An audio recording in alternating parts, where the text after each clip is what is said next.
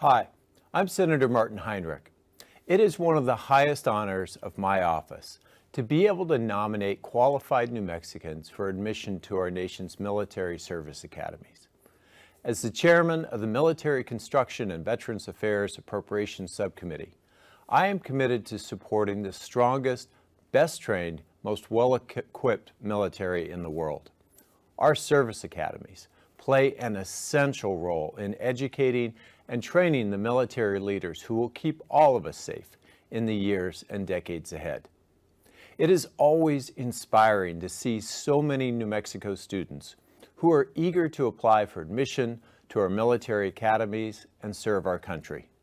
I hope that today's information session will provide each of you with helpful guidance about our service academies.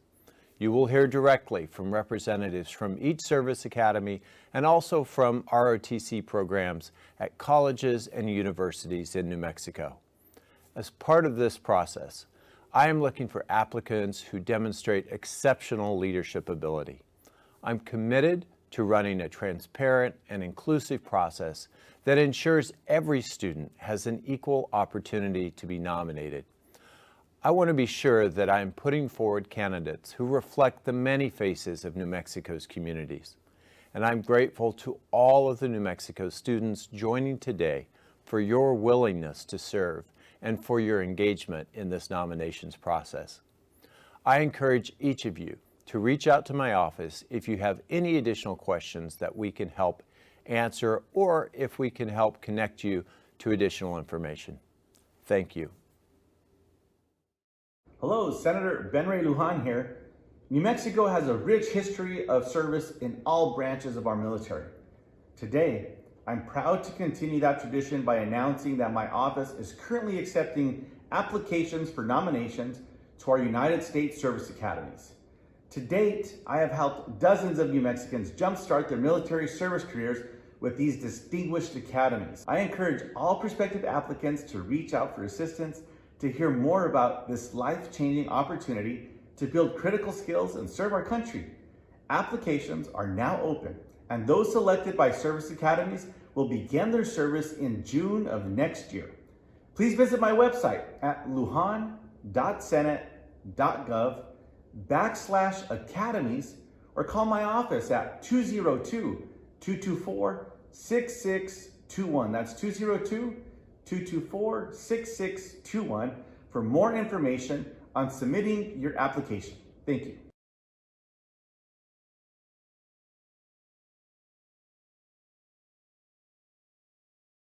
Hi, I'm Yvette Harrell. I have the honor of representing the people of New Mexico's 2nd Congressional District in the United States Congress. One of the greatest parts of my job is nominating promising young men and women from New Mexico for selection to 4 service academies: the Naval Academy in Annapolis, the Military Academy at West Point, the Air Force Academy at Colorado Springs, and the Merchant Marine Academy at Kings Point. Because the number of nominations available to any member of Congress is limited, please also consider applying to receive a nomination through either of our 2 New Mexico senators. Make sure to also double-check all the due dates and other guidelines found on my website. Thank you so much for stepping up to serve our country. I am honored to be a part of this exciting new chapter. God bless you, and God bless all who wear our nation's uniform. Hello, everyone. I'm Teresa Leja Fernandez, representing New Mexico's beautiful and beautifully diverse 3rd Congressional District. We want each of you to learn about what you need about our service academies and whether you might want to serve our country through attending the academies. These academies are among the top-rated universities in the country and provide students with an excellent education as they begin their service in our military branches. I'll have the great privilege of nominating exceptional students to a service academy. We're looking for someone who will represent our beautiful state with honor and pride, someone who is not only a great student, but a great leader and community member. New Mexico has a long and distinguished history of service in our armed forces. I know that you would make our state proud. I wish all of you the best of luck in this process and look forward to seeing your applications. Please call my office if you have any questions, 505-428-4680. That's 505-428-4680. Muchísimas gracias.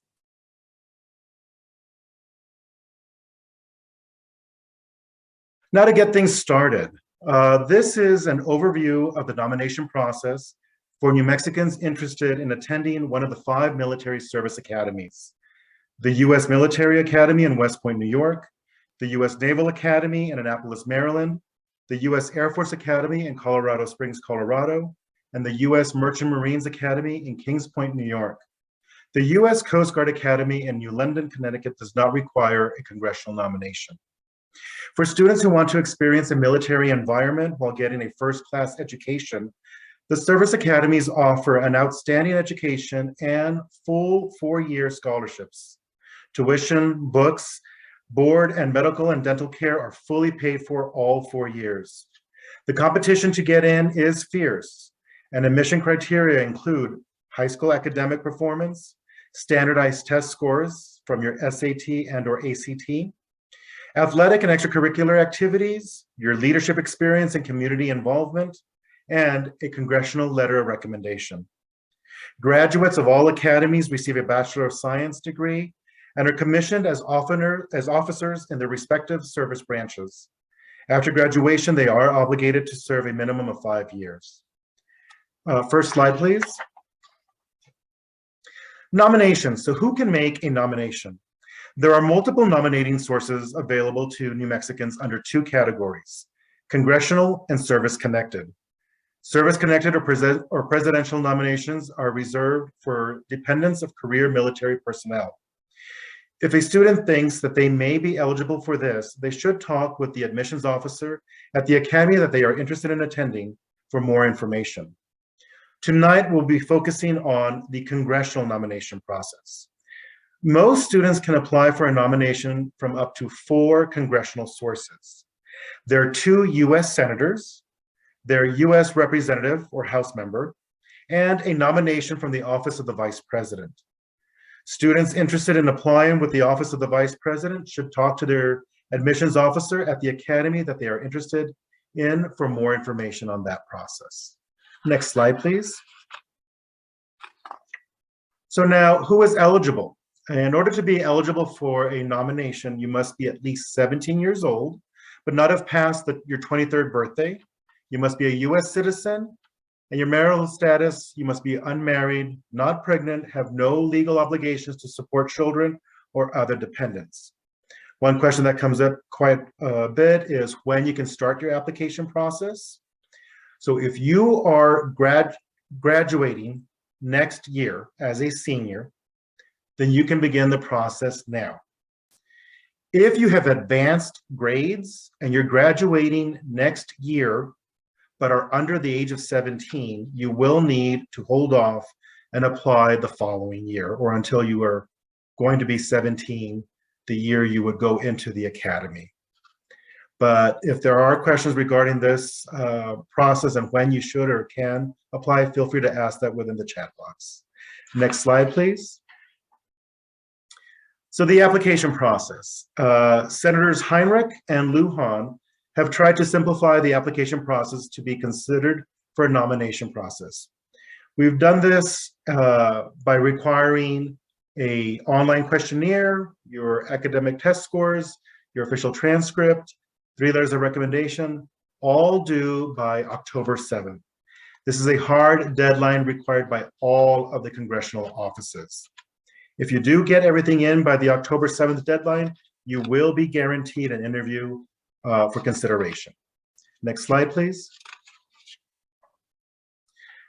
So for the Senate side, you will complete an online packet, and candidates should go to both Senator Lujan and Senator Heinrich's websites to set up an online profile.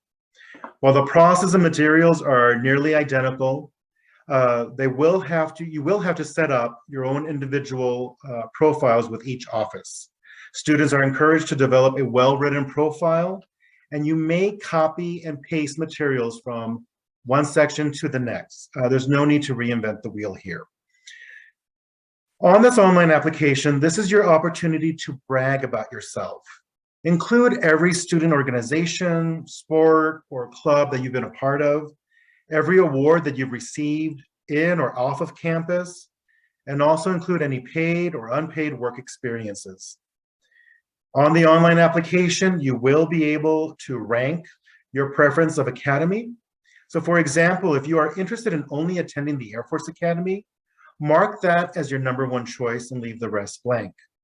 But if you are open to attending any of the academies, then you should be able to rank those through 1 and 4 according to your preference. Finally, it will include 2 essays for Senator Heinrich's office, and I believe 1 essay just for Senator Lujan's office. Next slide. You will also be providing us your official ACT and/or SAT scores. Now, we recommend that you take these tests as many times as you need to improve your score, because the delegation uses a super score, and so do the academies. This means we will take the highest score for each category in your tests and use that to give you a higher composite score. Along with our SAT and SAT scores, we will require you that you submit your high school transcripts. For these transcripts, if you can, please make sure that you include your fall schedule and that it provides an unweighted GPA. If you have already graduated high school and are currently taking college classes, please feel free to include those college transcripts so that we can see what you've been doing since graduating high school. Next slide, please. Along with your packet, we will require letters of recommendation. For the Senate side, we require 3 letters of recommendation. Our office places great emphasis on the letters of recommendation we receive, as these are the way that we get to know you the best. The individuals that provide you your letters of recommendation are able to provide us some insight to what you have accomplished, your setbacks, your ingenuity, your grit. Because the culture at each academy is very competitive and academically rigorous, we want to ensure that those students being considered for a nomination can compete. The best way to have this insight is through your letters of recommendation. We ask for 2 letters of recommendation from someone that knows you in the academic setting, i.e. a teacher, a professor, counselor, or principal. We also would recommend that at least one of these letters come from a math or science individual. The STEM process is highly utilized through the military academies. Finally, your 3rd letter of recommendation can come from anyone that knows you who is not a family member. We ask that you find someone that is going to take the time to put some thought into this letter of recommendation for you. Sometimes students or family members think that requesting a letter from a mayor, a city councilor, or a commissioner might hold more weight. But if they don't know you personally and know you well, a lot of times these letters are very generic and don't tell us any information about you. So you're better off with getting a letter from that neighbor, that scout leader, a employer, a volunteer mentor, someone who can just tell us a little bit about who you are and why you deserve to be in the academy. Next slide, please. When you create your online profile, you will have access to your checklist. This checklist will basically be your best friend through this process. On the right-hand corner in yellow, it'll let you know when the due date is. And as you see on the right-hand side, there's a checklist of everything that is required for your packet to be considered complete. If you see something is not marked as complete, but you know it has been submitted, feel free to call our offices so that we can verify and see why we're missing something, or whether we just have not gotten to the point of marking it as received or complete. But use this list to make sure that you have everything in before the deadline of October 7th. Next slide, please. Now on the House side, it's a little bit different. They do physical packets. So for Representative Stansberry, you will submit a nomination application form. You will provide a personal essay, 2 letters of recommendation, your official academic transcript, and your official ACT and SAT scores. Next page, please. For Representative Yvette Harrell, you will provide an online PDF application form, your essay, a resume, 3 letters of recommendation, official academic transcript, your ACT, SAT scores, a current photo, and if everything is submitted by the deadline of October 7th, you will have interviews on November 5th. Next slide, please. For Representative Teresa Leche Fernandez, also a online PDF application form, an essay, a resume, 2 letters of recommendation, your official academic transcript, your ACT and or SAT scores. And for this office, if everything is submitted by October 7th, you will have interview dates on November 19th. Next slide, please. So once everything gets submitted, what are the next steps? If you have everything in to the office by the due date, you will be guaranteed an interview offer that will take place for the Senate side on November 12th. For the House side, they have different dates, and these interviews are extremely important.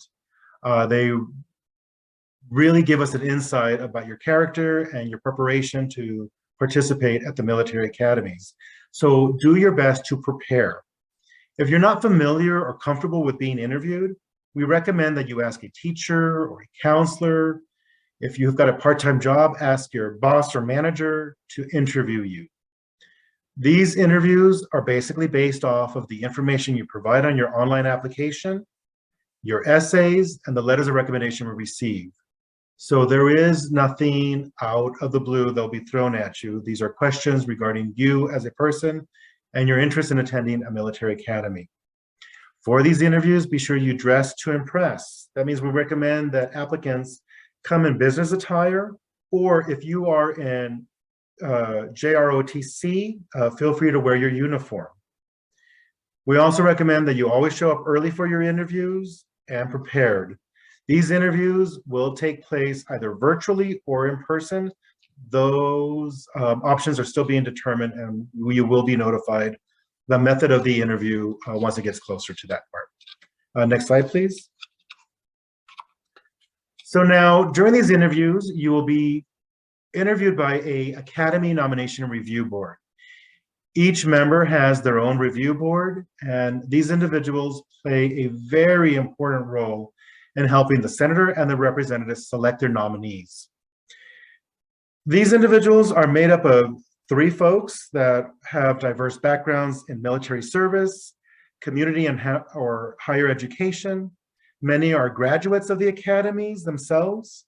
The review board helps to recommend to the senators or the House members those candidates they feel that can handle the rigorous academic, military lifestyle, and their ability to succeed. These panelists will have reviewed all the submitted materials that you included in your packets and will conduct their interviews focusing on that information from your essays, your academic history, your extracurricular and leadership involvement, your character, your determination, and your commitment to serve. Next slide, please. So now, in addition to applying with the congressional offices, it is extremely important that you also apply with each academy that you're interested in attending. There have been situations where we nominate students who did not bother to begin an application process with the academy that they were interested in. That means that they will not be granted an offer to attend that academy, and that nomination goes to waste. If you are interested in multiple academies, it might sound daunting, but it's very important that you apply to each academy. In case we are unable to nominate you for your first preference in academy, we might consider you for your second, third, or fourth choice. If that occurs and we look you up and don't see that you've applied with that academy, then we will be unable to nominate you. In addition to applying with the academies, you will be required to have other requirements such as a medical or fitness assessment. And while you go through that process, you will learn of the other things that will be necessary to apply with the academies. Next page, please. So the question we get quite a bit is how many nominations can be submitted? Well, the New Mexico delegation, congressional delegation, submits a competitive process. That means for every opening at each academy, each office will nominate up to 10 nominees. The academies will then review those nominees and make a selection to charge one to the office and then place the other 9 in a open academic pool. Those 9 still have an opportunity to get selected to attend the academy through other avenues. It is common for us to have multiple students accepted to the academies, even though only one is charged to our office. This year, each congressional office has at least one opening per academy. So we will be able to nominate per office 10 students to each academy. Next slide, please. Now, important dates. We began our application process on April 4th, and you have a deadline of October 7th to get those applications in. As I mentioned before, this is a hard deadline for October 7th, and it is important that you get everything in by that date. We will make no exceptions to give you extra time or allow you to submit things after the 7th. Once you submit everything by the 7th, for the Senate side, you will be guaranteed interviews on November 12th. Both Senator Heinrich's office and Senator Lujan's office will work together to ensure that you do not have conflicting interview times. For Representative Stansberry, her interviews will take place on November 5th. For Representative Harrell, her interviews will take place also on November 5th. And for Representative Ledger Fernandez, those interviews will take place on November 19th.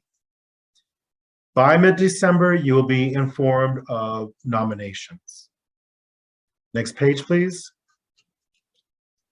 Now, here is a list of all of the representatives for each congressional office that oversee the academy process.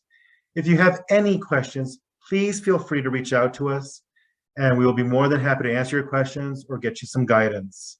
If you're unsure of which congressional district you fall in for your House representative, also feel free to reach out to any one of us, and we can help you figure that out. Now that ends the congressional portion of this process, and now we will go into the videos of our different academies. To get things started, we will have a presentation by the Air Force Academy with Lieutenant David Thacker. Sir?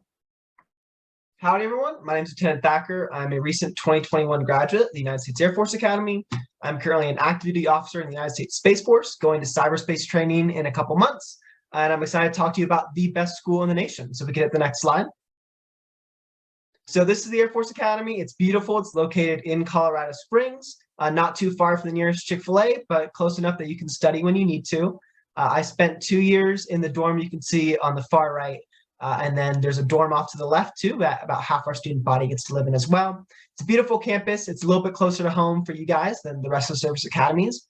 So if you like hanging out with mom and dad, you really want to be able to fly home and see them as much as you can, it's definitely a great option for you guys. And if you want to get away from your parents, it's definitely far enough away that it's a little bit of a burden to go. So next slide. So here are just some stats about the Air Force Academy. I was a computer science major while I was there. We're definitely up here in the numbers as well. I just don't know why it's not on here. But yeah, we're one of the best aeronautical engineering schools in the nation. We are one of the best for undergraduate engineering and the #3 public college in the nation. So next slide. We also have some really awesome majors and minors. So we recently added a data science minor.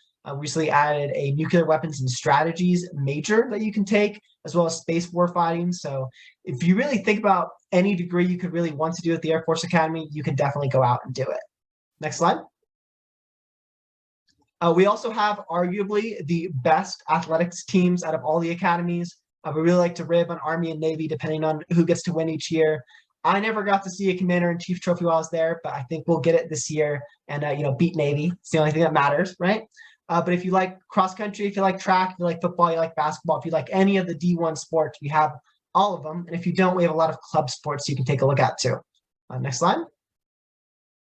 RBCT is a little bit different than the others. We don't place as much emphasis on running around in the woods or swimming through the sea, I guess, but it's an awesome experience. A lot of kids are a little bit spooked about going to a service academy, having to go through BCT. I really loved it. I got in a lot of trouble because I laughed through about 90% of it.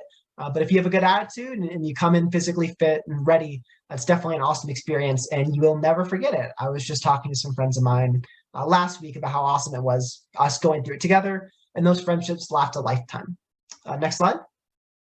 We also have an absolute metric ton of clubs. So we have a club that gets to launch a satellite into space every couple of years. So you get to strap it onto a Falcon 9 and shoot it up into space, and you get to build it at the academy and ship it around. I doubt any of you remember, but a couple of years ago, one of our clubs in the stairwell was on America's Got Talent. We also have my favorite club, the Triathlon Club, which I was a part of for 3 years at the academy. So really, if you want to think about doing something at the academy, you have an extracurricular you want to do, you have a club you want to start, the academy will fund it, the academy will let you do it, and you can recruit people and really get your dream going. So the clubs are one of my favorite parts about the academy, and I'm sure they will be too, yours if you go. Next slide. We also have a cadet sponsor program. So I was from Oregon, and I really missed my mom and dad, but I didn't have to worry about it for long. They gave me a sponsor family who was awesome. They got to give me home-cooked meals. They really helped me out. They made up a few SOFA grads, retired military, civilians who really just want to help out. If you just want to have a home away from home, get a place to relax from the stress of the academy, our sponsor program is an awesome program that we have.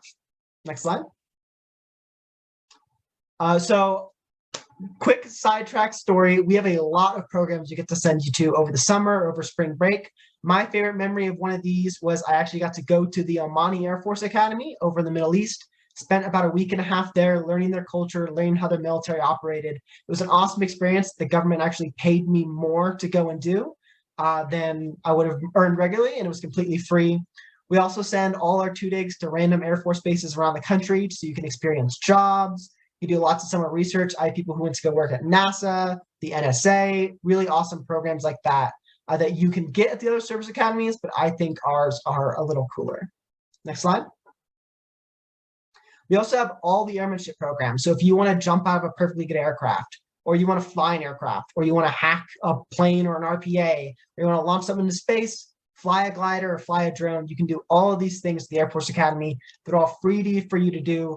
Every freshman gets 5 flights in a glider. It's an awesome experience if you really want to be an aviator, so you can see what it's like to be in an aircraft, take control, and fly it around. Next slide. So we are the youngest service academy. We like to think that makes us a little bit more flexible, a little bit less traditional. Our culture is a little bit different than other academies. We are more relaxed, a little bit more corporate, which is not a slur against the academy. It's just a different feel. So we are the youngest. We only have around 54,000 LTs who have graduated so far, but that makes us a really small brotherhood that you get to bond with. Next slide.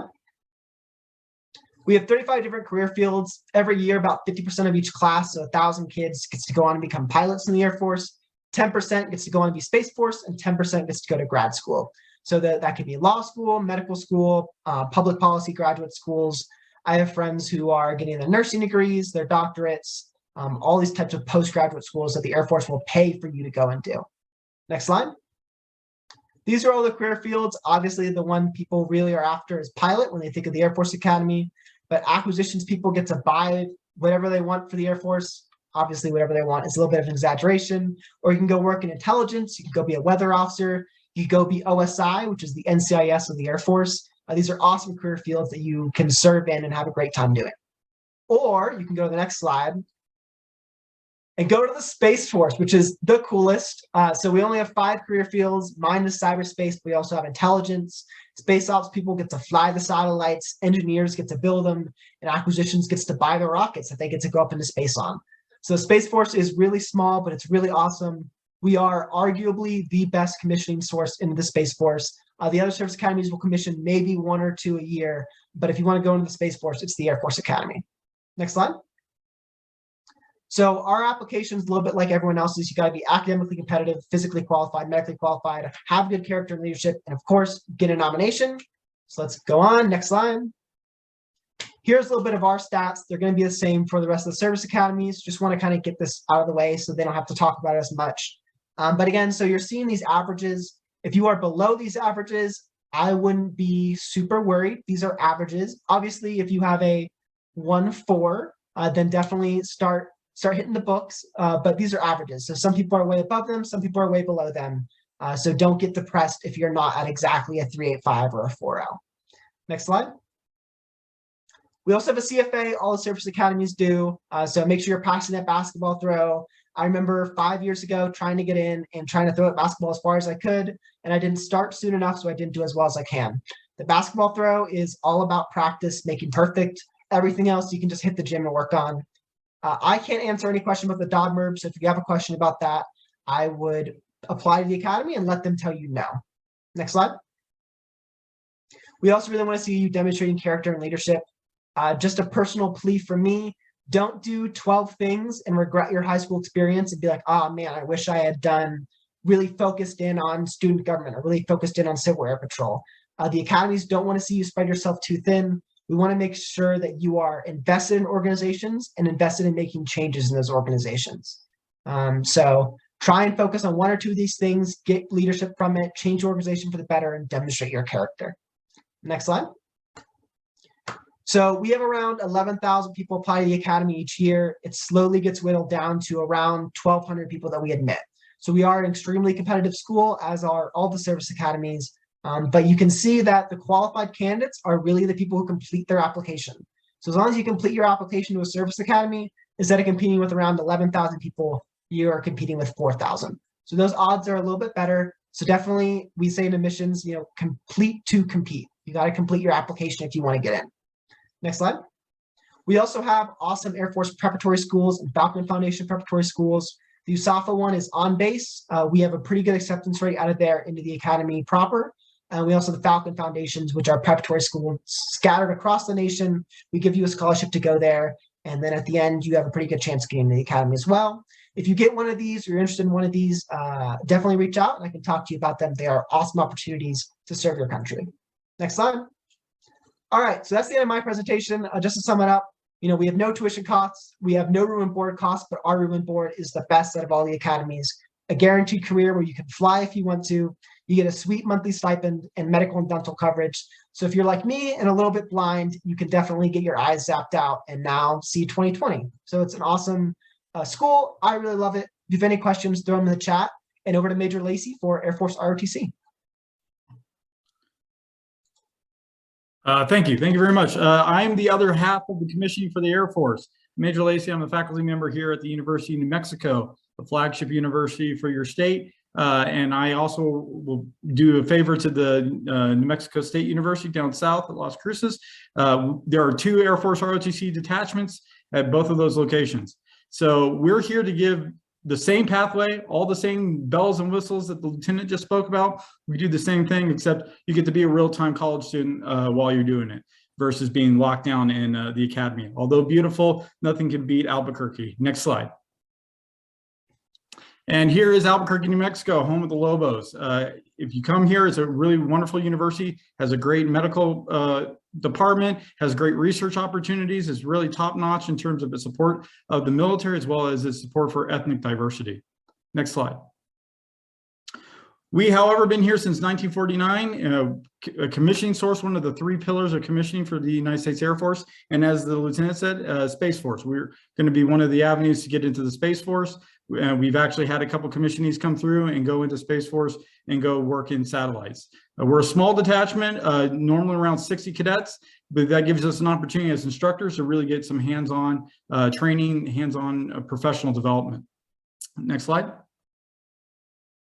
And similarly, we have a lot of opportunities, especially high school scholarships, which I really want to hammer right now, that if you're a junior, you're going to have this window open as well as all the other avenues here for scholarship opportunities to Air Force ROTC as well as the Academy. I encourage you to apply to both. There is no issue between us where if you are applying for one and I think less of you or greater of you. We know that both of you are, that both academies are being sought both avenues are being sought, and we encourage you to do so. I want you to have opportunities. I want people to be giving you a lot of yeses to go into college and getting career professional development. So when 1 July opens, please look at airforcerotc.com, hit that apply button, fill out the application process. You'll probably get an email from me or one of the other cadres saying, please come join us. But firstmost, come have an interview with us. And that's an interview for Air Force ROTC. So even if you get into the academy or don't get into the academy and you get selected for a high school scholarship out of Air Force ROTC, that's transferable to all the Air Force ROTCs. It doesn't have to be a specific one. So you can apply to as many schools as possible. And that's why I want to encourage, apply to a lot of avenues as possible so that you get the most opportunities for your future. Next slide, please. Now, however, as a recruiting officer, actually Captain Sweeto, who's joining me on here as a recruiting officer, we're going to tell you that we've got a brand new state-of-the-art building opening up in 2022. It's a brand new building purchased by the governor of the state of New Mexico to house all 3 Air Force ROTCs. So if you're looking for a brand new facility on an exciting campus, you can't beat the University of New Mexico in that respect. Next slide, please. And if you have any further questions, myself and Captain Sweeto will be in chat. You can look us up on Instagram, Facebook, those items listed on the page. Also, I've started up a YouTube channel because it's that age and generation. So please try it out. We do cadet videos that will make their own. You'll get a chance to see what it's like. If you're interested in doing a shadow program in your senior year, please reach out to us via Air Force ROTC at unm.edu. And we can set up a shadow opportunity where you can come see us, see the training in real time, and see what it's like to have the college experience while you're getting your commission. And that's all I have. If there aren't any questions, I know we're saving that to the end. I'll hand it over to Major Stephen Gilbert. All right, thank you. My name is Major Steve Gilbert. I'm the Southwest Admissions Officer up here at West Point. I can go to the next slide. So when we talk about West Point, it's important to understand that our mission and our goal is to create leaders of character that are going to commission to the United States Army. So no matter what you do at West Point, with few exceptions, by the time you graduate, unless you go to med school or another grad school opportunity, you're going to be within 12 to 18 months, you're going to be in charge of somewhere between 20 and 35 soldiers. And that we can guarantee you. So I'll talk about a lot tonight. I'll talk about Tier 1 academics and athletics. But essentially, those are just tools that we use to create these leaders of character that are adaptable for the 21st century and the battlefield and the things that they're going to come across. Slide. All right, so West Point is located about an hour north of New York City. So if you're trying to get a little further out, West Point might be the place for you. You can be in downtown Manhattan once you get on the train in about an hour and 15 minutes. It's the oldest service academy, established in 1802, but prior to that, it was Fortress West Point during the American Revolution. So if you know your history and about Benedict Arnold trying to hand over the plans for West Point was there to keep the British from splitting the Continental Army up through the Hudson. So we have a lot of tradition at West Point. We're the first service academy. Every service academy, whether it's in this country or abroad, since then has been modeled after our template here at West Point that we established in 1802 and that we developed with our 4-year engineering program from that point on. Slide. And then, I think when you think about West Point, you're going to think about history. The history that we teach was made by those that we've taught, and it really is true. So if you're thinking active members of Congress, Fortune 500 CEOs, you're going to find West Pointers. If you're talking about the current Secretary of Defense, the last Secretary of Defense, the last Secretary of State, all West Point graduates. And I think the reason for that is twofold. It's both the seriousness that we take leadership at West Point, and then also what your first job is going to be coming out into the Army. So unlike the other services, the asset that the Army brings to the battlefield is personnel. So we do have helicopters, we do have tanks, we do have some equipment, but what we have the most of is people. So when you add in the National Guard and the reserves, we have over 1 million man Army, and West Point only commissions 1,200 lieutenants every year, and that makes up about a quarter of the officer corps. So all those soldiers, they need leaders. So no matter what job you do in the Army, if you're logistics or if you're an infantry or armor officer or in med services, you're going to be in charge of soldiers. So if you're in med services, you're going to be in charge of medics. You're going to be in charge of 20 medics. So leadership is what we do at West Point, because that's what you're going to be doing as soon as you get out and graduate. Next slide. You know, I think, you know, like was mentioned earlier, if you want to go and be a second lieutenant in the United States Army, you should absolutely apply for Army ROTC, and you should absolutely apply for West Point. But what I will say separates us from other avenues is West Point is a 47-month experience that you're going to be challenged mentally, emotionally, physically every single day. And I'll be the first to admit that is not for everyone. However, if you heard what I just said and that excites you, that's something that you think you want to do to push yourself and be the best that you can be, that's what we do at West Point. Next slide. All right, so here in white, these are the 18 jobs that you can do coming out of West Point. So you'll choose one of these. Even if you end up going to grad school, unless you go to be a doctor, if you go to grad school, you know, get a scholarship out of West Point, you're still going to choose one of these 18 jobs in white. So what I like to stress, I myself am an infantryman, you know, Ranger School, Ranger Regiment, Airborne School, all that stuff that you might traditionally think of as being an Army job. However, I like to highlight, you know, it takes a lot to get that soldier 7,000 miles away crawling through the mud. If you want to be that soldier crawling through the mud, you can absolutely do that. We have plenty of jobs for that, but there's a lot that goes into that. There's logistics, there's finance, you know, we have engineers, we have aviation, fixed wing and rotary wing, or helicopters and airplanes. So a lot of different options as far as that goes to support the Army. And then once you've been in the Army for 2 or 3 years, there's a whole nother list.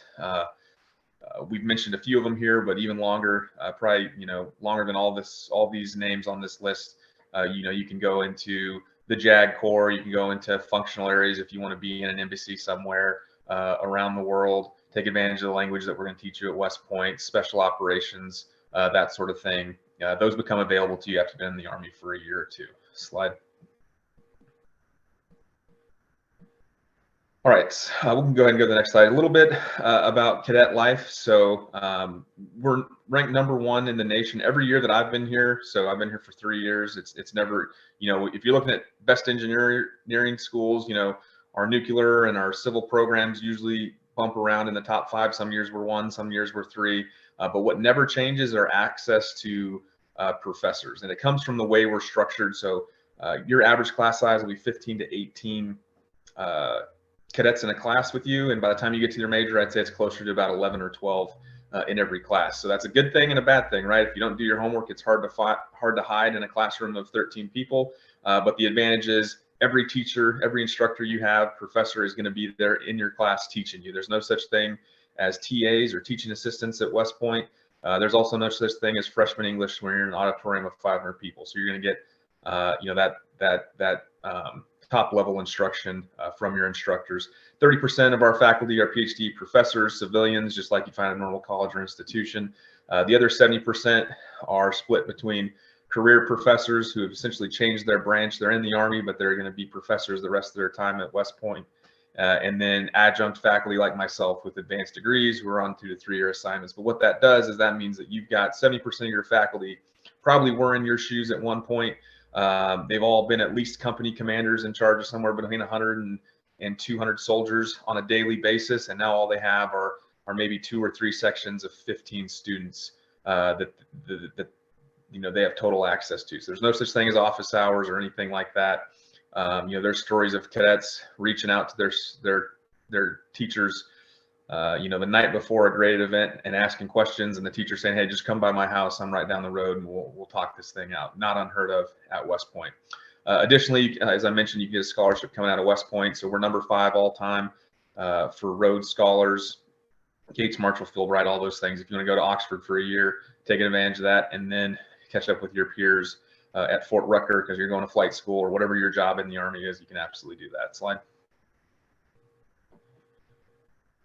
All right, so we have 36 academic majors at West Point. So although we are known to be a Tier 1 engineering school, and you're going to end up taking some engineering no matter what at West Point, that's the most majors of any service academy. So you'll be might be surprised to see quite a few liberal arts on that on that slide there, but we give you the most options, and that's kind of true of Army ROTC and the Army in general, right? Because again, your job in the Army is to lead people, and so we have a little more flexibility in your major choices.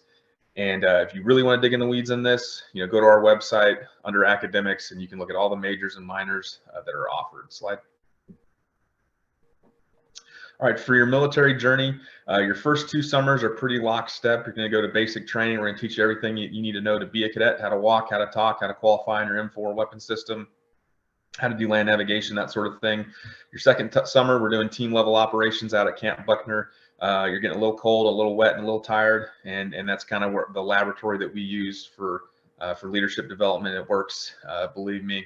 And then your next 2 summers, you're gonna have a whole lot more opportunities to go and do different things. We send cadets all across the country and the world, where we've got Army posts shadowing platoon leaders. We also do a little miniature ranger school at West Point. That's cadet troop leader training, or sorry, cadet leader development training. And then you'll do your leadership development summer, where you're either a senior platoon leader in charge of 30 other cadets, a company commander in charge of maybe 100, and you're training those cadets in the freshman class as they come on board that year, or the sophomore class when they do that cadet field training. Then we have military qualification schools. If you want to go to airborne school, air assault, I had the opportunity to go to survival school, SEER school while I was at West Point. I went to sniper employment while I was at West Point. And then we'll have individual advanced development. So those look a lot like internships. If you go to the next slide, I can continue talking about those a little bit. We do a semester abroad and exchange programs. Obviously, there's a language element to these. So this will be your junior year. If you choose to go to one of these opportunities, it's going to be in a language that you're familiar with. Depending on the relationship we have with that country, it could be at a military institution or just a civilian college in that country. And then we do semester exchanges with the other service academies as well. I mentioned those internships. These things are really cool. Every time I think I found a cadet that did the coolest one, that someone comes up with something better. So they're going to congressional offices, the White House. If they're an econ major, they might go to this New York Stock Exchange for 3 weeks during the summer. NASA, FBI, they're going to Quantico. Really some neat opportunities, usually through the academic departments, just because that's what cadets are interested in. But you can obviously be outside something you're specializing in. And then I mentioned military development schools. Some pretty cool opportunities that if you're in the Army, you have to be in a pretty specialized unit to get. We send cadets to Chilean Mountain Warfare School, and some pretty neat opportunities there. Slide. A little bit, I think I'm running low on time, so we'll go ahead and move through. Next slide. This slide is a great picture, probably that you can use for most of the academies.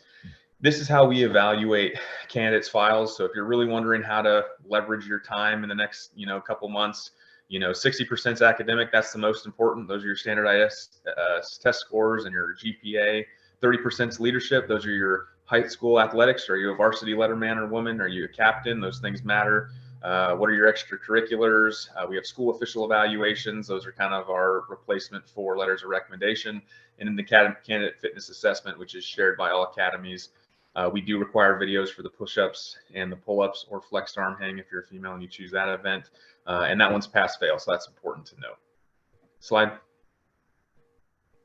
All right, and the summer leaders experience, if there's anybody out there that we might have a few people attending it, that's a summer camp we do at West Point. It's usually the first 2 weeks of June, and the window's closed right now, but if you're a little younger, starting February 1st next year, you can open a file and apply through March 15th for the summer leadership experience. Slide. And then make sure you like and follow us. I think we're in the clear with COVID, but you never know. As things were changing with our trips and our visits at West Point, the best place to kind of get the current information was always Facebook or Instagram. That's where we're kind of posting the latest and greatest stuff. So I'm going to post my contact info in the chat, and if you have questions throughout the briefs, go ahead and drop a question in there, and I'll make sure to get them answered. And then I think I'm followed by Army ROTC, and then it will be Lieutenant Rounds.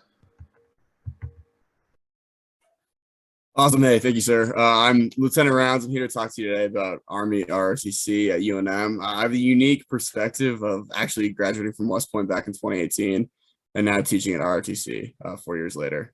Slide, please. So kind of highlighted by already by the Air Force Academy. 70% of the officers in the Army each year come from ROTC. So that's the vast majority of those who actually commission.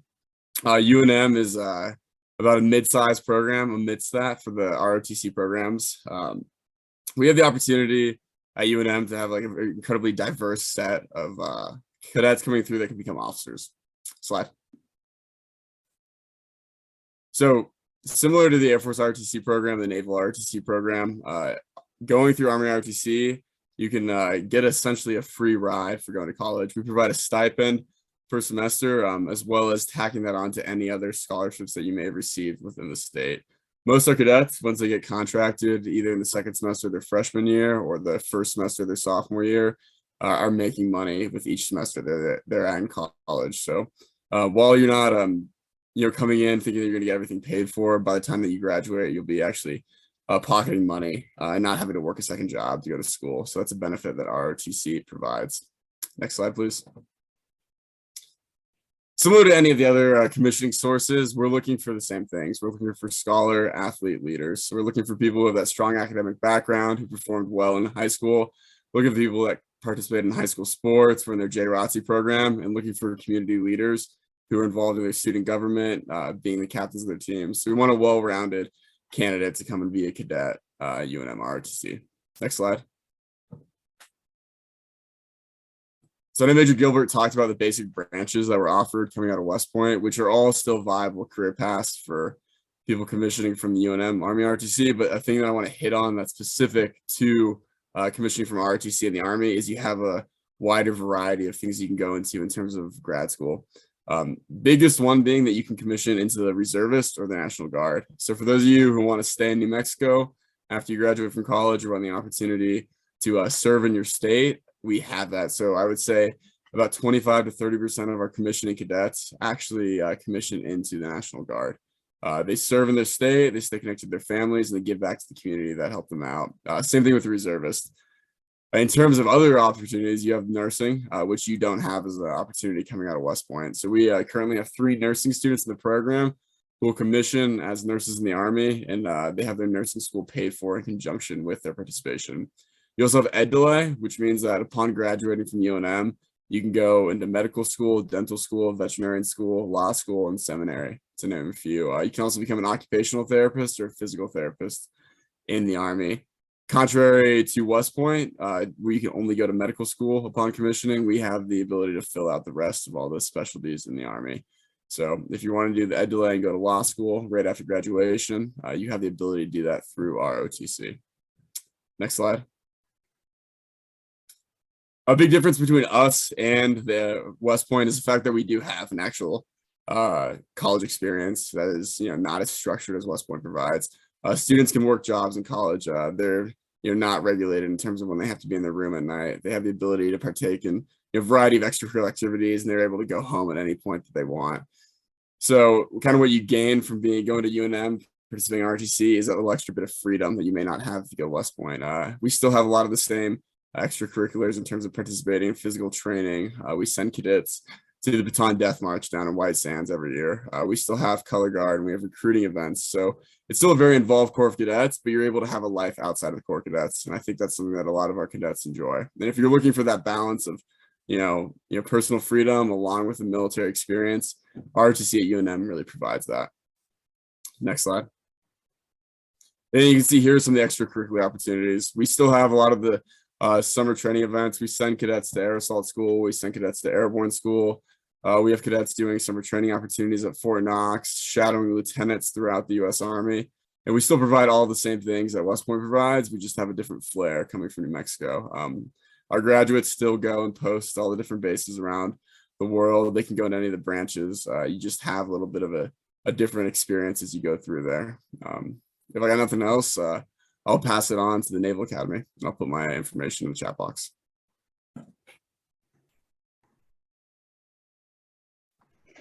Hi, everyone. I'm Lieutenant Mari Eves. I graduated from the Naval Academy in 2016. And after graduation, I became a surface warfare officer, where I spent the next 5 years on board 2 different destroyers, one stationed in Pearl Harbor, Hawaii, and the other in Yokosuka, Japan.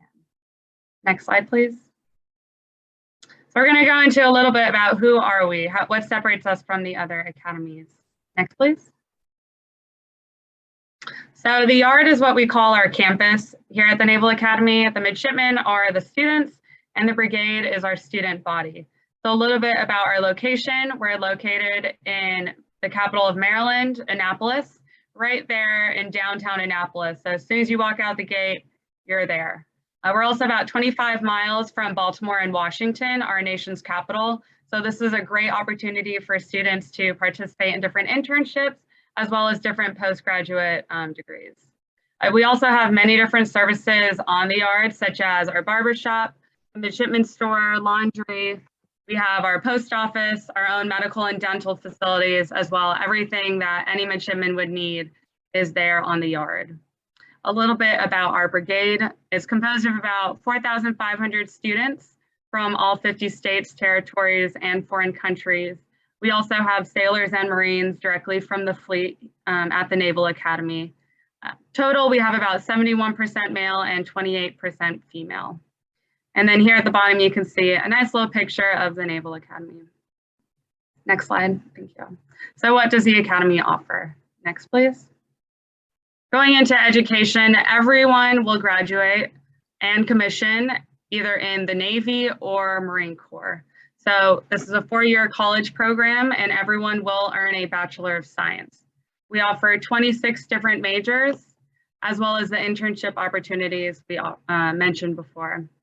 Pay, just as with the other academies and Rotc, you do receive a stipend, which increases about $100 every year, starting with about $125 your freshman year.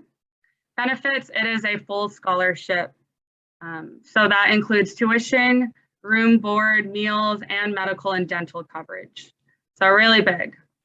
Career, as I mentioned before, everyone will commission as an officer in the Navy or Marine Corps, so you have a job as soon as you graduate.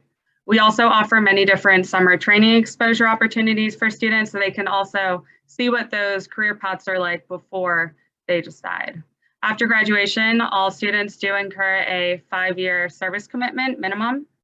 And then here at the bottom, we have a list of the different community pathways available. So we have Surface Warfare Officer. That's what I did or do. I am a Surface Warfare Officer, so I drive ships. We have our aviators, Special Warfare, EOD SEALs, submarines, and Marine Corps. We also have a few other pathways listed on the right side there that students can compete for as well through the Academy. Next slide, please. And here are our 26 different majors split into 3 different schools. So we have our engineering and weapons, then our mathematics and science, and our humanities and social sciences. I majored in political science, international relations, so you can also do a focus further into a few of our specific majors here. And then we also offer 7 minors for students. Next, please. We are a Division I school, so we have 33 different varsity teams offered at the Naval Academy. We also have many different club teams, 18 total, that can be just as competitive as some of the varsity teams, and they do travel a lot. Our third option we have are intramural sports, where students that are not participating in club or varsity get to vote on different sports that they want to compete in, and they'll compete amongst each other within their companies. Next, please. So a little bit about our application process. The online application. So right now we have our preliminary application open, right? If you would like to start, you can go online and do that now. We also ask for a personal statement.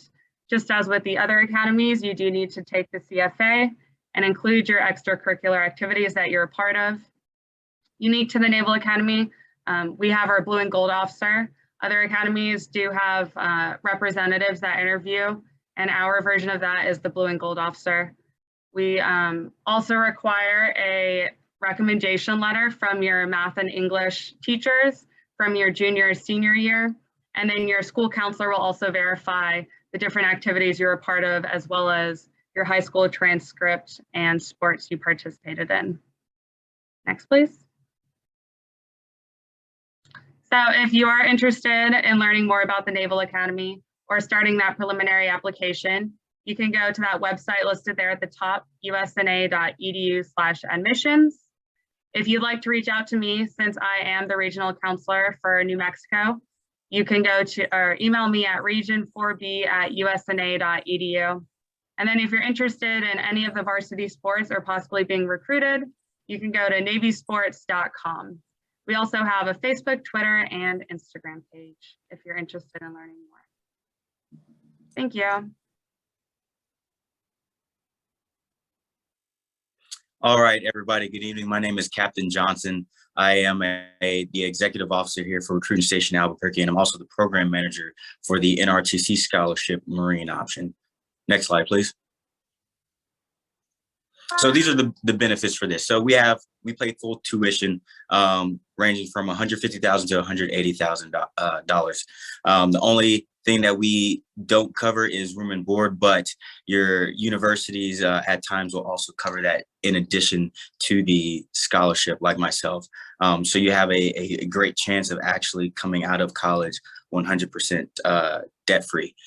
The difference between the Nrtc scholarship and the Naval Academy is our stipend that we provide. It starts off at $250 and does increase by $100 up to your senior year. And you still maintain those same benefits from your university. And you actually start your reserve time while you're with the Nrtc scholarship as well. Next slide, please. Some of the eligibility requirements. So you definitely have to be a U.S. citizen in between the age of 17 to 23. And you have to take a second-class physical fitness test, which consists of a 3-mile run, pull-ups, crunches, and or now including planks. And then you also have to be a high school senior or have no more than 30 credit hours at whichever institution. Next slide, please. You must also graduate high school, clearly, but as well as that, you must have a minimum of a 1,000 on the SAT, a 22 on the ACT, or a 74 on the ASVAB. You do not need to have all 3 of those to meet the requirements. If you got a 999 on the SAT, but you ended up getting a 26 on the ACT, that is completely fine. You are still eligible for the Nrtc scholarship. Also, on top of that, you're also going to be pursuing enrollment at a participating school that offers a Nrtc program, either that college or university, or they have what they call like a partner program with another university that offers that service. Next slide, please. So these are just a few of the schools, that actually participate in the Nrtc program. You have Berkeley, you have San Diego, you have University of New Mexico. You even have some of the senior military academies like Citadel and Norwich University. I attended Norwich myself, so it was a great experience going into something that if you're not able to get into one of the other federally funded academies, you can always apply for Citadel, Norwich, VMI, and you'll be able to still have somewhat of an experience that way. Next slide, please. In terms of the obligation, as a freshman, you have no obligation, none. Your obligation begins whenever you become a sophomore, and it's standard 4 years active duty, 4 years on the reserve side. And that, once again, that starts at the beginning of your sophomore year. Upon your graduation, you will commission as a second lieutenant in the Marine Corps. The only difference that we have in terms of service obligations is if you are guaranteed a flight contract. Depending on your schooling, your obligated time will change because it does take a little bit more time for us to train our future aviators. Next slide, please. For our college academic requirements, you can select any undergraduate major. The Marine Corps does not care. They do not have a stipulation in terms of what major you must have. So that's also another benefit of this program. You do not have to have a specific major. I know a good amount of Marine Corps officers that majored in music, and they're serving phenomenally. But you must enroll in a full-time course load, and that's going to be determined by your academic institution. And you must also maintain a good academic standing of a 2.0 or above GPA. Next slide. During the school year, These are the classes that you'll have. You'll have officership as one of your naval classes per semester. You'll wear a uniform to that specific class. You are still a regular college student, just much like the Army and the Air Force ROTC scholarship. You are a regular college student that you'll just wear our uniform on a specific day. And 9 times out of 10, it is usually whenever you have that naval class for that semester. And then also once through the week, you'll have a naval science lab where you'll spend 2 to 3 hours just actually building on those leadership opportunities, those leadership traits that you need to learn, in addition to various other activities.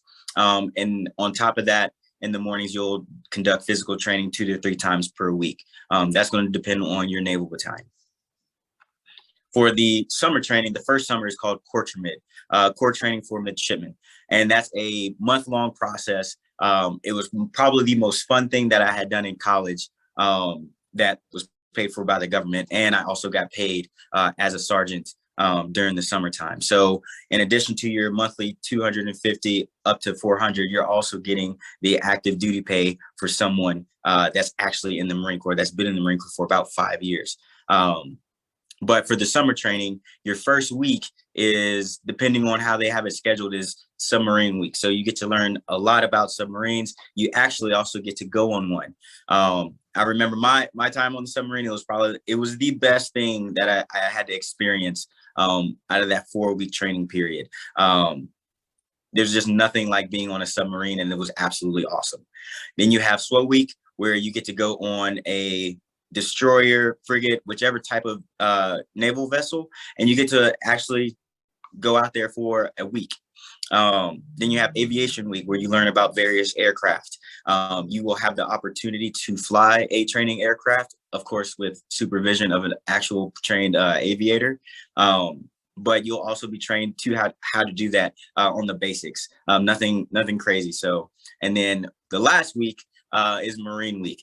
Live fire weapons training, learning how to do urban warfare, breaching doors, setting off explosives, like all the things that you see in the commercials, which are true, is what you get to experience for an entire week. And that's your first summer as a Nrtc midshipman. Next slide, please. Your second summer will be where you go to Marine Corps Mountain Warfare Training Center, which is in Bridgeport, California.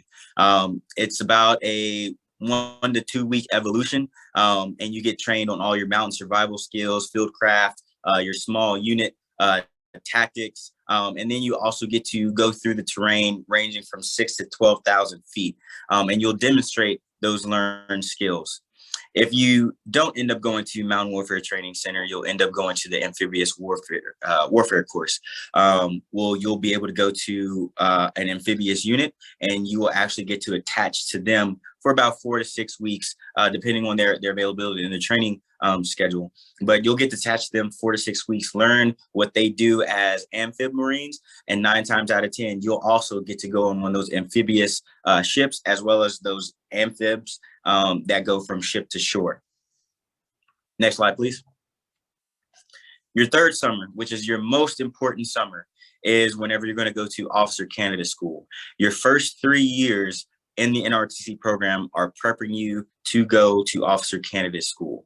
The 3 things that are going to be graded on are academics, physical training, and leadership. All of these things are going to be tested in a stressful environment to ensure that you have the qualities to lead Marines. Next slide, please. All right, this is how to apply. You go to nrtc.navy.mil and you complete the online application. Once you fully complete the application, please ensure that you click submit. We do have some students that forget, and it's unfortunate. We'll start the board and it's a little bit too late at that point. Once again, take the ACT or the SAT and the ASVAB. But if you are taking either one of those 2 tests, please, whenever it comes down to requesting to the agencies, make sure you select Marine Nrtc code 0656. It allows me to see already whenever you get your scores, I can see it. So you don't actually have to send it to me. And then once again, apply to any of the eligible Nrtc colleges or universities. That website, also nrtc.navy.mil/colleges, has a list of every single college or university that offers an NRTC program. Next slide, please. This is what the website looks like. You can also see where it's saying online application login. You'll create your own login, and it'll essentially just walk you through the steps of how to apply. Next slide, please. Make sure that you please register. Next slide. And this is essentially what my recruiters are going to do. After you submit your application on the website, the recruiters will contact you. I will also contact you, and they will help you through this process so you're not alone in it. They'll help you get the necessary recommendation letters, the officer interview, being screened by myself, an additional officer, and then we will get you to the goal of getting that $180,000 check. Next slide, please. And this is my contact information. I also put it in the group chat below towards the top. If you have any questions, please do not hesitate to reach out. Thank you.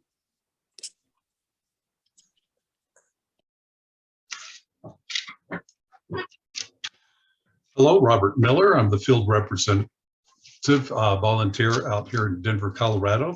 My son graduated from the United States Merchant Marine Academy in 2015. So I'm going to concentrate, you've got some great information tonight. I'm going to concentrate on what are the differences here and just kind of leave you with the major differences that the United States Merchant Marine Academy at Kings Point offers. So it is on an island, Long Island, and from the waterfront here, you can actually look down and see downtown New York. It's about from the rail system a few blocks away, it's about a 20-minute ride to downtown Manhattan. The enrollment's approximately 1,000 men and women. That means they take about 250 a year. So it's a very small campus, very small group of people with a lot of attention to each student in that aspect. Again, like the other parts, it's the tuition is paid for. You've already got that. The big difference at the bottom here is the 4 years of hands-on learning, and that includes a year at sea. Now, what the year at sea means, that the second year, the students actually get assigned to ships. They get homeworks, a lot of homework, and it's an apprenticeship program to where they learn for their major, they learn every job on that ship, and then they do the homework. And then when they come back, they turn all the homework in. One of them is 3 months, another one is 9 months, but basically it's a year at sea. And at that year at sea, they will visit an average of 12 to 18 countries. And these are not the tourist areas. These are the maritime industries, docks and locations. Next slide, please. The Merchant Marine consists of privately owned U.S. registered merchant ships. So everything that you're used to buying, building with, purchasing, wearing, has probably been on a ship at one time, both ocean ships and local ships, Mississippi, that type of thing. It's a very efficient way to move transportation, to move products by transportation. It also provides waterborne transportation for the passengers and the cargo. So this includes the ports, and of course, Homeland Security is a very integral part of the job. In times of war, national emergency, the Merchant Marine serves as a fourth arm of defense. Next slide, please. Now, the United States Merchant Marine Academy only provides a Bachelor of Science degree. It does provide a commission in the armed forces like the others. Another big difference is it provides a license. Now, this license is a requirement. It's a Coast Guard license. It's about a week long to take. And this provides people in the deck unlimited tonnage anywhere in the world. So they can actually navigate, and operate the ship. Or for the engineers, it's unlimited horsepower, any kind of power from steam to nuclear. Now, these are very coveted certificates or certifications for engineers. And this is a requirement for graduation. Of course, the experience of a lifetime, the C year, counts as 1 year of actual experience. So it's apprenticeship experience, and it's actually documented so that as the jobs or assignments come up later, the references are there for 1 year of experience. What is the obligation? Well, one is to work in the maritime industry for 5 years, and maintain the Coast Guard license for 6 years. So there are licenses involved in this. And to serve in the Navy Reserve for 8 years. But there's another option. About 40% of the graduates will choose to go active duty. And which of the armed services? Any of them. So everyone you've heard tonight, you're going to hear the Coast Guard later. Any one of them would be happy to take a commissioned officer with these certifications and experience from the United States Merchant Marine Academy. What this means is that people who want to become a pilot can wait until they're about their senior year to decide which service they want to commission in, and they can be chosen by any of the services that have pilots. And then we could take that for any job in any of the other services. So this is one of the big differences on this page. One is that they get a Merchant Marine license. Number two, they can choose to commission in any of the services, and they don't have to decide until they've taken that C year and had the different experiences. Next slide, please. So in the programs, we don't have multiple columns of programs. It's a small campus. And if you notice, the word marine is in there and engineering is in there. So that's the focus. Basically, there'll be a difference between what we call the deckies or the engineers. And then, of course, there's logistics and security, and these are additional majors that can come in. For example, the shipyard management would be a little bit different than the logistics and security.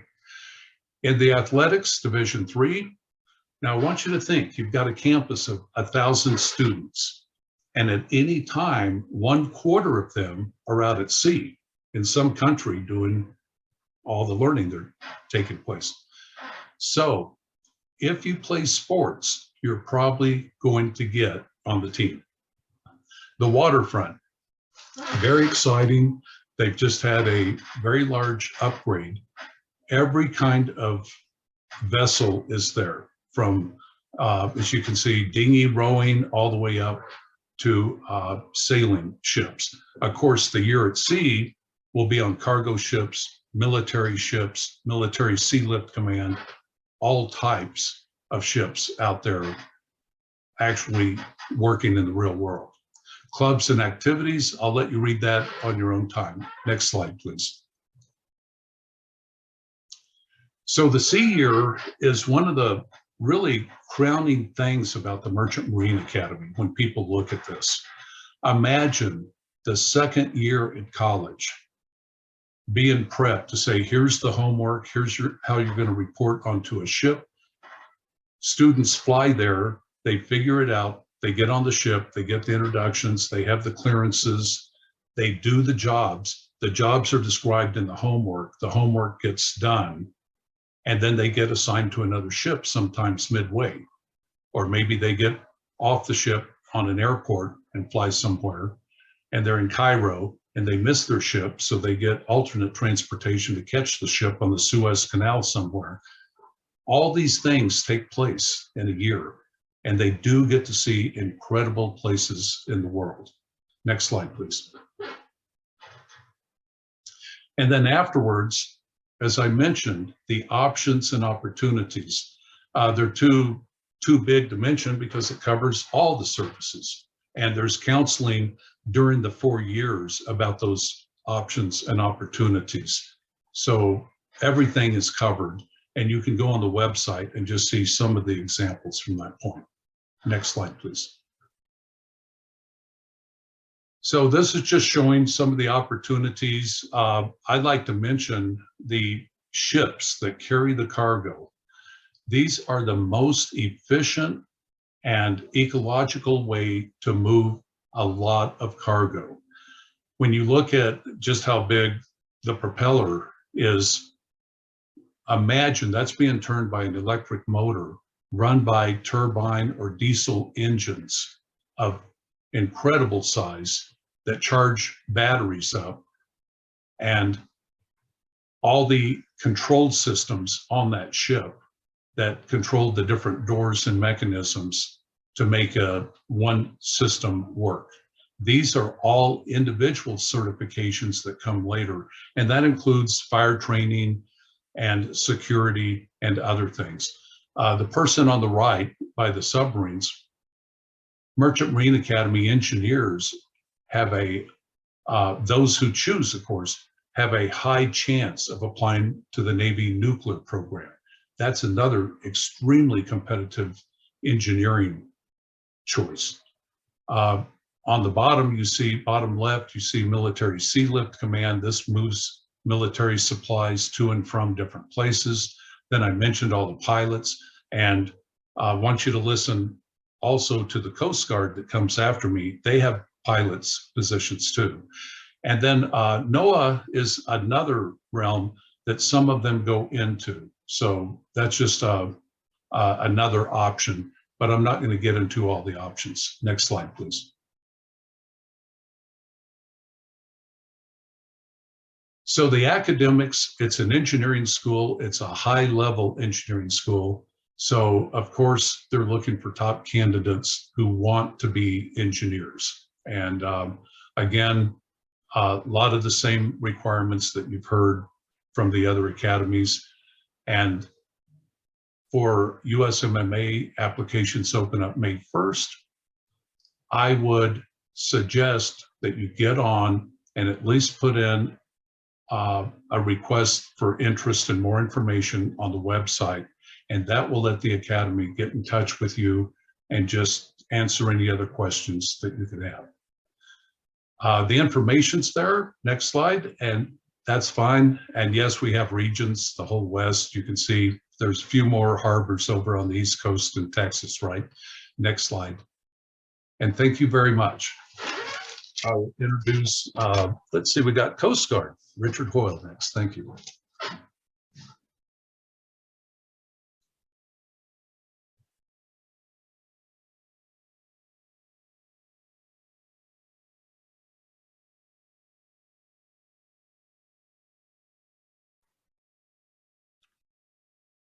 Mr. Hoyle, are you available? Oops, sorry. Oh, I had to take off mute there. Okay, can everybody hear me okay? I believe so. Okay. All right, everybody. My name is Richard Hoyle. I'm representing the U.S. Coast Guard Academy. And we're going to go through a couple slides here. And then if you have any questions, we'll answer them at the end. And I'm going to have some unique perspectives. I'm actually grown up in the Army. I joined the Army Reserves at 17 years old. And I went to Army Rotc and got my commission, and got out of the Army after being a captain. I did all the things that Major Gilbert talked about, which is all the scare me tabs. Went to Ranger School. We were one of the first televised. I went to the best Ranger competition a couple of times, and did a lot of the ground fighting, if you will. So we're going to talk about the Coast Guard, and this is a lot of focus on ocean, lakes, waterways. And of course, we do have assets in the ground, as we'll see. So we'll move on to the next slide, please. Here you have some of the missions. The Coast Guard is unique because not only are we a military service, we're also fall under the Department of Homeland Security. And so you'll see us at natural disasters, hurricanes, search and rescue missions. You'll probably see us in all the different news outlets, drug interdiction, where major drug narcotics have been seized. So we're all over the world. We're international as well. We're not just here in the US. Okay, next slide, please. Okay, the Coast Guard Academy. So if you look at these numbers here, what is it that we're different from the rest of the academies? Well, first, all the academies are the best, all professional, and you're going to get a top-notch education and have very minimal costs because you're going to get paid and have free room, board, and tuition and all that. But if you see 1,000 cadets enrolled, that means we're one of the smaller academies. So we're just like the Merchant Marine Academy, where you're going to have a very small student to teacher ratio. So it's going to be a little smaller, tighter niche group, if you will.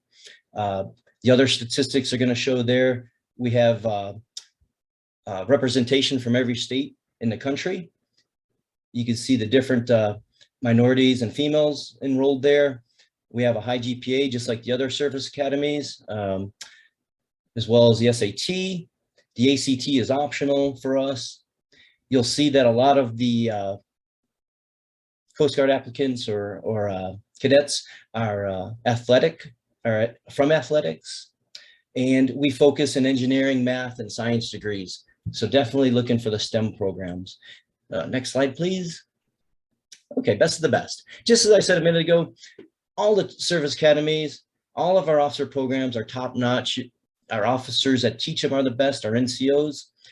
So all of these are going to be great experiences. The Coast Guard in particular, just like some of the other academies, we're in top 15 every year, the engineering schools. And just like the other ones, you'll see tuition free, and you also get that monthly stipend. And once you graduate, of course, 100% job placement, because you're going to be an officer leading soldiers in the field. Okay. Some of the differences you'll see from the Coast Guard is we have one of the best retention rates for officers after their initial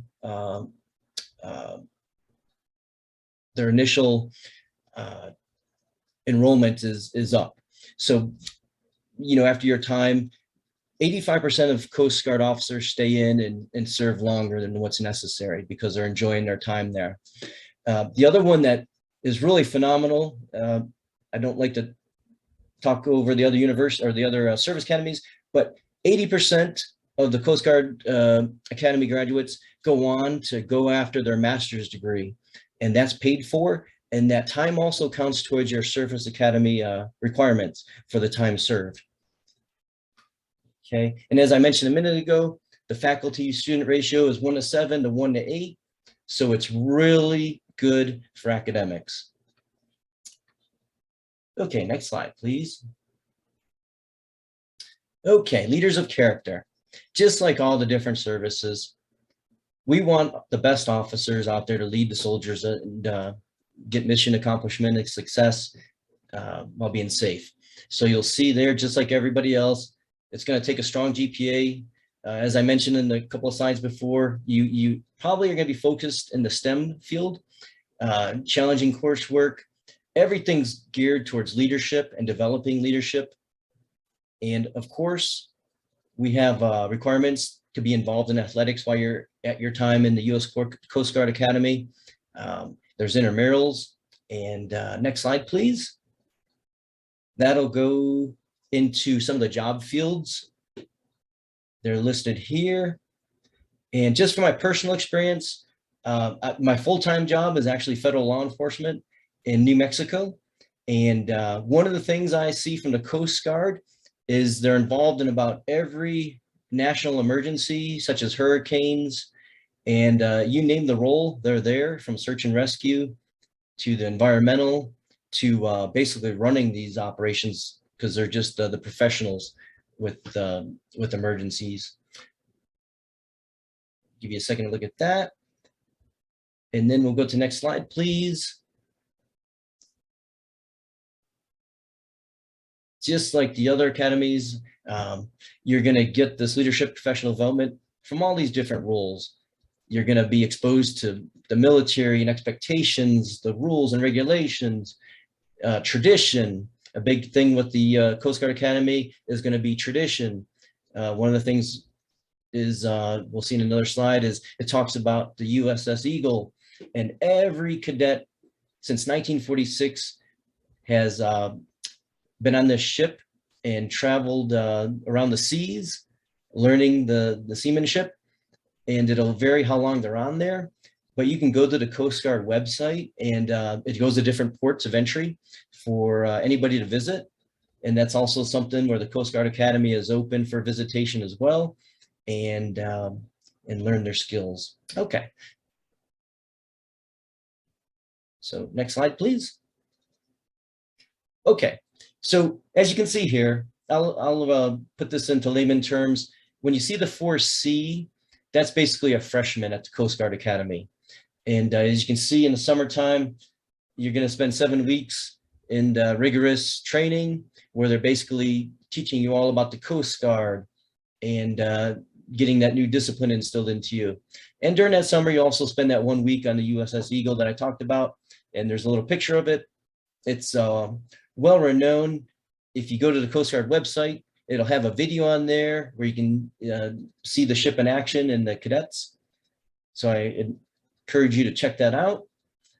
The next summer, your third or your sophomore year under 3C, you'll spend 6 weeks on the Eagle ship, 6 weeks Coast Guard unit, and then the 3 weeks of leave.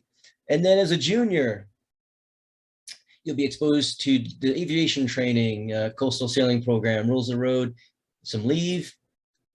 And then as a senior, you'll actually spend 12 weeks with the Coast Guard unit doing an internship, learning about the different roles, and then have some leave in there. Okay, next slide, please. Teams, clubs, and recreation. So as I mentioned, your expectation as a cadet would be to participate in some way, shape, or form with the varsity athletics. It is 3D or third division, and you have the clubs there and the recreational intramural, and that will build lasting relationships. Okay, next slide, please. Okay, day in the life. This is just a typical day. It may not be every day, but it gives you just kind of an idea of what you're looking at for the Coast Guard cadet. And you're going to start at 06, and then TAPS, of course, basically is what's known as lights out. Okay. You'll see the different things in here. Next slide, thank you. Okay, application requirements. So, you know, you just go into the Coast Guard website. It would just be the uscga.edu, and the application will be on there, as well as videos of introduction. There'll be a phone app if you want to download that Coast Guard Academy to your phone. It'll give you a video tour of the campus with some cadets, and the application requirements are all listed there. It's also on the website if you have any questions at all with the dates. And just to sum it up, if you have any questions at all about the Coast Guard Academy, please let me know on the side. We'll get those answers for you. And I'm going to be followed by Mr. Charles Scott of New Mexico Military Institute. And thank you for listening.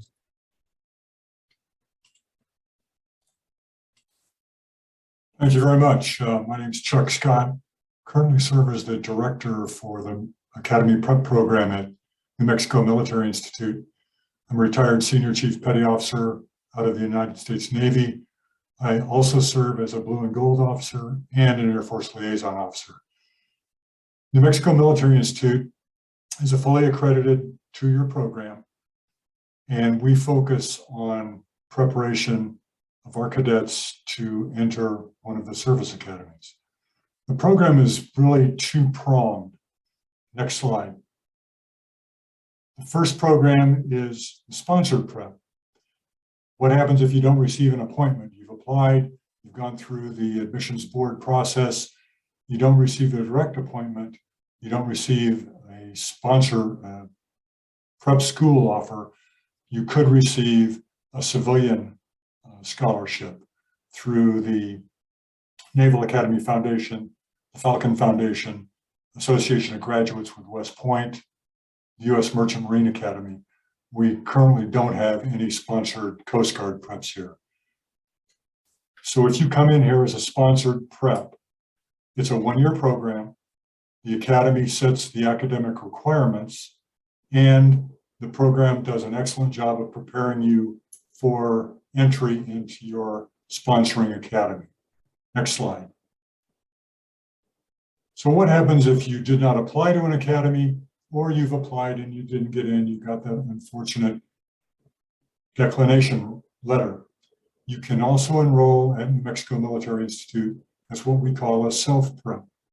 The self-prep program is 1 or 2 years. It's a very competitive program, and it's programmed. If you come in as a self-prep, you're treated as a sponsored prep in terms of your academic preparation, your physical fitness preparation, and so forth. Self-preps have an average of about 35 to 40% success rate out of the kids that come down here. Many will go that 35 to 40% their first year. If they don't complete or they don't get an appointment or sponsorship the second year of the program, they are set up to graduate with an Associate of Science program. Often these classes can be validated if they do attend an academy. They can be transferred to other universities. They also are offered the opportunity for ROTC programs, the Marine Corps Platoon Leader course, Coast Guard scholarship, and so forth. Next slide. So the Service Academy preps, sponsored preps, as I said, Air Force Falcons, Naval Academy Foundation, West Point Scholars, and the Merchant Marine Academy. These kids will come in about a week before the main body of our junior college in what we call the Fast Track program. It's an online program to refresh their math and chemistry skills before they start their academic classes in the fall. The focus is on math, science, leadership, and physical fitness. Self-preps, again, all service academies, and they focus the same academically and physically as our sponsored preps do. Next slide. What does Nmoi offer to the prep cadets? Small classes. We average about 14 students per class, a dedicated academic advisor, and 95% of our faculty hold doctorates or master's degrees in their fields. The academic program here, I'd put it up against anybody in the country, does a great job of preparing young men and women for the service academies. You have leadership opportunities in the Corps of Cadets, and you have an outstanding physical fitness program that prepares those cadets for the CFA, or if a sponsored prep for Merchant Marine and Navy, they'll take the Navy PRT. So it's a really, really strong program. I've gotten great comments from the kids that have gone through the program and gone on to the service academies. Next slide, please. Scholarships and financial aid. If you are a sponsored prep and you come down to the Institute, you will get additional financial aid on top of the financial aid you get from the sponsoring program. We have about 2 million plus in need merit-based scholarships. 95% of our cadets are on scholarship or financial aid. This can be federal, state, and private. And there are somewhere in the neighborhood of 300 to 400 scholarships given to the Institute by various sources. These can range from demographic, regional, legacy scholarships. We are a very affordable program for students coming in from the state of New Mexico. Every year, about midway through the semester, our financial aid office will release a list of unused scholarships that prep students can apply for, whether they are sponsored or self-preps. Next slide, please. The academic support, again, academic advising is what I perform for my prep students. We have a night study hall with mandatory math and science labs and tutoring. We have an early warning system that can help identify cadets that are having problems with the various courses and the academics. Our faculty comes in the morning to offer one-on-one small group tutoring.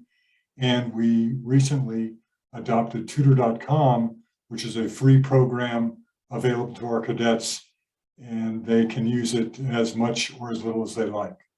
Next slide.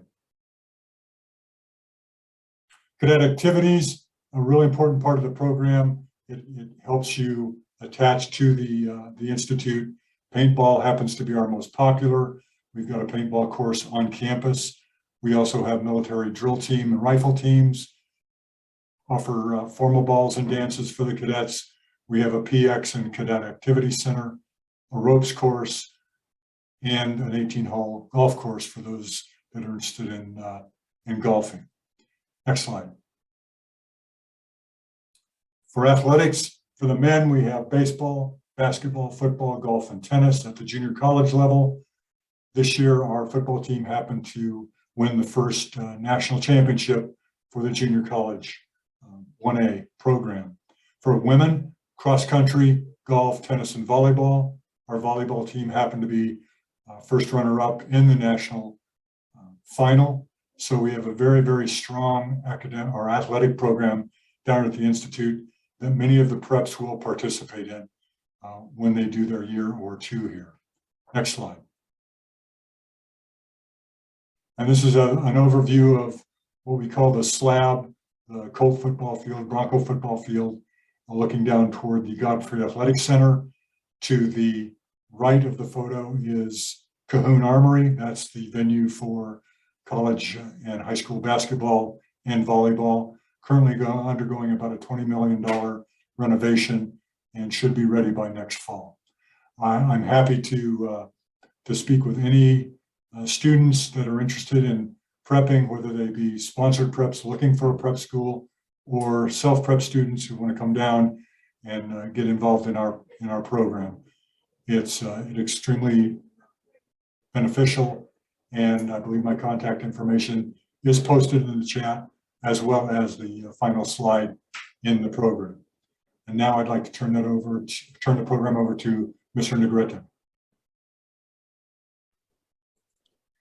Mr. Scott, thank you very much. Greatly appreciated. So that is our presentation. If you look at the slide right now on the screen, this is a list of all of the contacts for the different academies and for the New Mexico Military Institute, and also the congressional delegation contacts. Everyone on this list is here to provide help, guidance, and assistance. If you have any questions, please feel free to reach out to any of the individuals listed here. We'd be more than happy to answer your questions or provide you whatever possible guidance we can. That being said, I'd like to take a moment to thank all the presenters for tonight. It was extremely informative and greatly appreciated. And for the students who have logged on to hear these presentations, I want to take a moment to commend each and every one of you for taking the efforts to set up a strong foundation for your future education.